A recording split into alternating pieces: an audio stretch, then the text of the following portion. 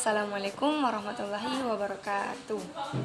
Perkenalkan, nama saya Habibah Anggreni dari kelas M92 dari kelas 2 PKPD dari Regu Edelweiss. Nah, pada kali ini insya Allah saya akan menjelaskan mengenai ada 3 materi dalam kepramukaan. Nah, sebelumnya mari kita ketahui terlebih dahulu apa sih itu PKPD. Nah, PKPD itu adalah salah satu mata kuliah yang ada di Universitas Negeri Makassar untuk jurusan PGSD atau Pendidikan Guru Sekolah Dasar. Nah, PKPD ini memiliki kepanjangan yaitu pengembangan kepribadian dan potensi diri. Nah, tujuannya PKPD ini apa sih? Nah, tujuannya yaitu untuk memfasilitasi mahasiswa PGSD utamanya agar mampu menggali dan mengembangkan potensi dirinya melalui pelatihan kepramukaan yang bertujuan untuk menanamkan nilai-nilai keagamaan, moral, serta sebagai wujud pembentukan pendidikan karakter. Nah, gitu guys, itulah singkat dari PKPD. Nah, selanjutnya mari kita masuk ke materi. Materi pertama mengenai kepramukaan penegak dan pandega. Tapi sebelum kita masuk ke materi, saya mau menjelaskan sedikit mengenai tingkatan-tingkatan dalam pramuka. Nah, dalam pramuka itu ada beberapa tingkatan. Yang pertama yaitu pramuka siaga, yaitu berusia 7-10 tahun.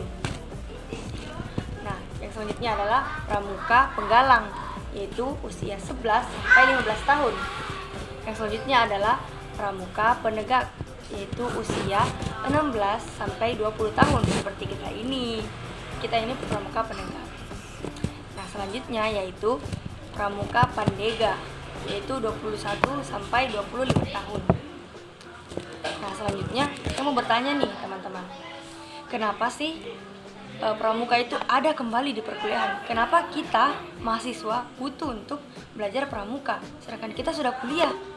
Ada yang tahu nggak? Nah, mari saya kasih tahu. Justru karena kita sudah kuliah, maka pramuka ini sangat penting untuk masa depan kita, utamanya bagi yang mengambil jurusan PGSD. Nah, kenapa sih kita juga harus mempelajari pramuka sedangkan kita sudah kuliah? Nah, alasan selanjutnya yaitu karena tujuan pramuka itu sejalan dengan tujuan pendidikan nasional yang ada di Indonesia, yaitu untuk membentuk setiap anggota pramuka agar memiliki kepribadian yang beriman, bertakwa, berakhlakul karimah, berjiwa patriotik dan taat hukum, serta disiplin dan menjunjung tinggi nilai-nilai luhur bangsa, dan mencakup sebagai kader bangsa dalam menjaga dan membangun NKRI. Nah, peserta pramuka penegak dianggap sudah berani mengepakkan sayapnya sendiri dan mencari tahu dunianya dengan luas secara mandiri. Itulah bentuk barisan pramuka penegak itu, berupa barisan yang terbuka yaitu saf. Nah, selanjutnya tingkatan dalam pramuka penegak. Nah, dalam pramuka penegak ada 2 tingkatan. Yang pertama yaitu penegak bantara, dan kedua yaitu penegak laksana. Nah, selanjutnya apa sih yang membedakan pramuka penegak, bantara dan juga laksana?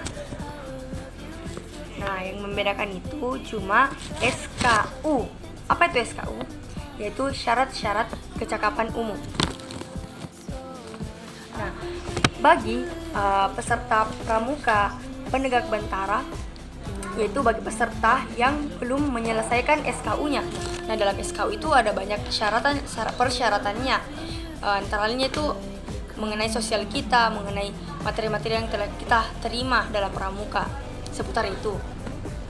Dan penegak bantara, yaitu para peserta dalam penegak bantara itu sudah menyelesaikan syarat-syarat kecakapan umumnya. Selanjutnya yaitu pramuka pandega, yaitu berusia 21-25 tahun. Nah, pramuka pandega ini dihimpun oleh gudeg atau gugus depan dalam satuan yang disebut Racana yang dikelola oleh Dewan Racana. Nah, Apa aja sih kegiatan dari Pramuka Pandega ini? Antara lain yaitu beda-beda tipis ya dengan Pramuka Penegak, yaitu kegiatannya itu ada Dian Pinsat, ada Perkemahan Wirakarya, ada Perkemahan Bakti, ada Remuna, dan ada Jambore, Jota, dan Jeti. Tak lupa juga kita harus mengetahui loh Trisatya dan Dasadharma dalam Pramuka. Yaitu Trisatya dalam Pramuka yaitu bunyinya seperti ini. Trisatya Pramuka. Aku berjanji akan bersungguh-sungguh.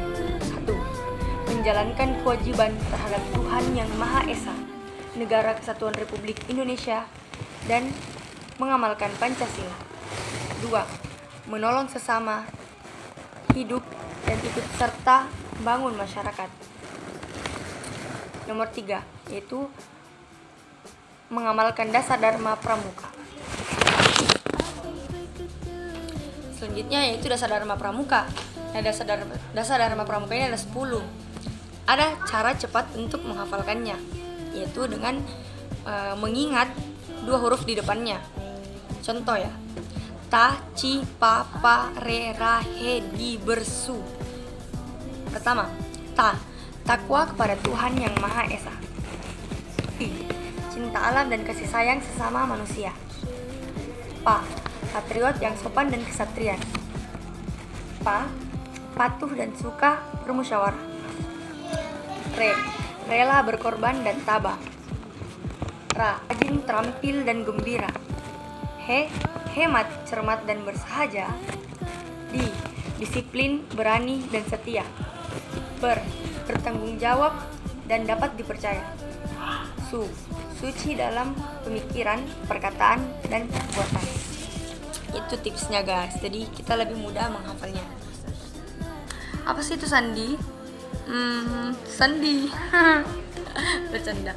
Sandi berasal dari bahasa Sanskerta, yang artinya yaitu rahasia atau menyembunyikan. Sedangkan dalam KBBI, sandi artinya rahasia atau kode. Nah, di Pramuka adalah tulisan dengan huruf sandi yang akan sulit dimengerti oleh kaum awam yang belum mempelajarinya. Nah, tujuannya adalah sebagai alat komunikasi rahasia agar tidak diketahui oleh pihak lawan. Nah, singkat saja saya akan menjelaskan memberitahukan mengenai jenis-jenis dari sandi dalam Pramuka. Ada banyak sekali ya sandi dalam Pramuka. Antara lain yang pertama adalah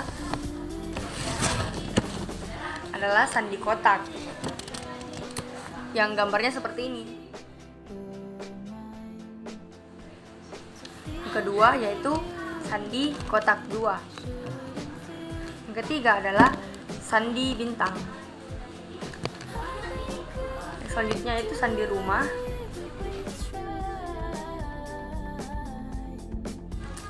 Lalu sandi angka.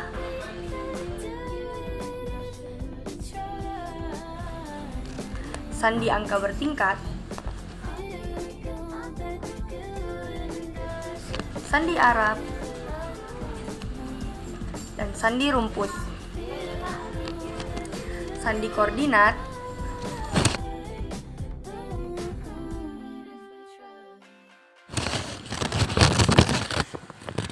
Sandi huruf besar.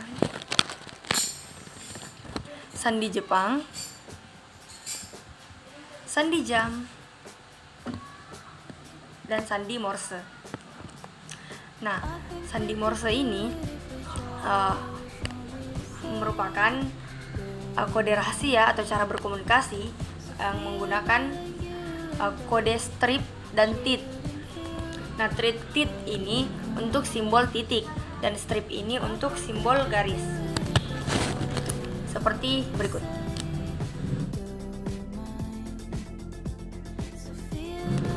Nah, selanjutnya yaitu ada semapor. Nah, semapor ini adalah salah satu cara untuk berkomunikasi menggunakan media bendera, dayung, batang, dan sebagainya. Tapi lebih sering menggunakan bendera ya teman-teman.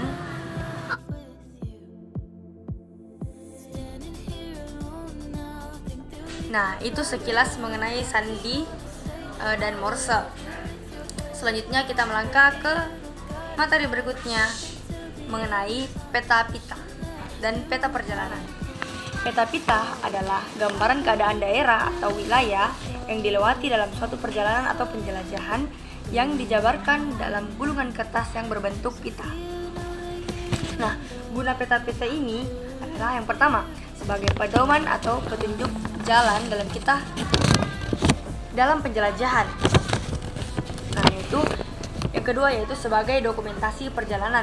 Ada bukti bahwa kita melakukan perjalanan dari rute ini ke rute ini. Nah, selanjutnya yaitu sebagai pedoman dalam membuat peta wilayah. Nah, perlengkapan apa saja sih yang harus digunakan dalam membuat peta pita dan peta perjalanan? Yang pertama yaitu kertas gulungan. Yang kedua yaitu pensil, penggaris, penghapus, dan busur derajat agar lebih akurat dalam mengukur suatu wilayah atau daerah yang akan dilewati. Yang selanjutnya yaitu kompas dan jam tangan. Nah, kita sangat butuh kompas agar kita tidak tersesat dan sangat butuh jam tangan agar kita dapat tepat waktu dan dapat memanage waktu dari tempat asal kita sampai ke tujuan agar semuanya berjalan dengan rapi. Selanjutnya yaitu ada tali sebagai pengukur jarak. Selanjutnya yaitu alat dari triplex untuk pembuatan peta pita. Nah, bentuk peta pita itu sendiri adalah sebagai berikut. Nah, di situ ada kolom-kolom yang itu berisi kolom nomor, tempat urutan dari mana rute kita dari awal kita berjelajah sampai ke tempat akhir sesuai urutan ya, dari 1 sampai selanjutnya. Yang kedua yaitu ada kolom waktu, agar yang seperti saya jelaskan tadi kita dapat memanage dan waktu kita agar tepat waktu, agar lebih tersusun rapi. Selanjutnya yaitu ada kolom arah. Nah, kolom arah ini berisi tentang arah-arah derajat, belok kemana setelah jalan ini, belok kemana setelah jalan ini. Itulah dibutuhkan juga penggaris atau busur derajat. Nah, agar kita tidak tersesat. Nah, setelah jalan ke sini kita harus ke kanan atau ke kiri, dan ke kanannya itu berapa derajat, ke kirinya berapa derajat, seperti itu. Selanjutnya yaitu kolom jarak. Kira-kira berapa jarak dari rute awal ke rute kedua.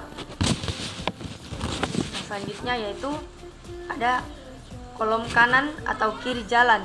Nah, di sini gunanya sebagai penanda agar lebih akurat apa saja sih media-media yang ada di sebelah kanan dan sebelah kiri jalanan yang kita lewati.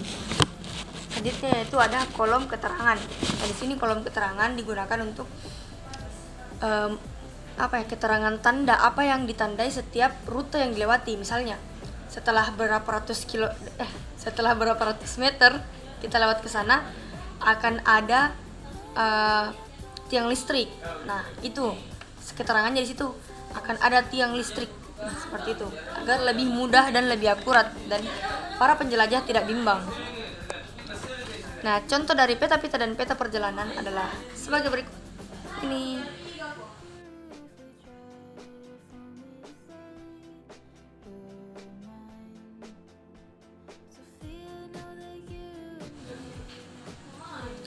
Nah, itulah tadi materi yang dapat saya bawakan. Kurang lebihnya mohon dimaafkan karena saya masih manusia biasa dan masih dalam proses belajar.